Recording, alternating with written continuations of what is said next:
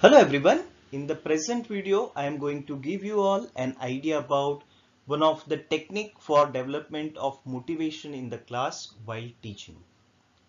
Students in the classroom learning need constant motivation from their teachers so that optimum use of their talent may be utilized for their development.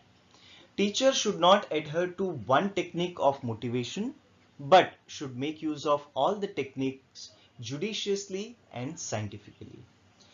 Let's learn one of such technique named teaching skills for the development of motivation while teaching. The number one, skill in introducing the topic. Gain the attention of the students and introduce the topic while you are going to teach. That will motivate the students. Number two, skill in putting questions.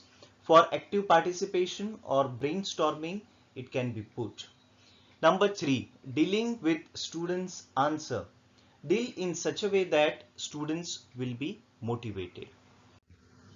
Number four, use of non-verbal cues.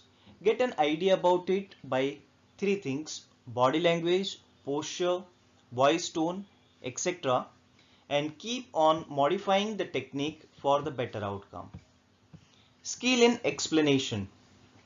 Learn the art of explanation with props, with clinical reasoning, with example, etc. to motivate the student.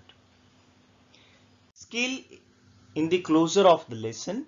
It should be happy ending with take home message. It will surely motivate the students to learn. Number 8, skill in use of appropriate methods of teaching. Do not stick to one method of teaching. Use multiple methods in a single class. It motivates all the students for better learning. Number 9, skill in drawing out the conclusion from the students. Frequently evaluate outcome of your teaching for your improvement. That will motivate the students.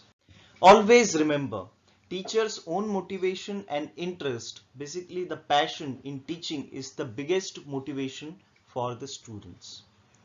So thank you very much for watching this video. Thank you.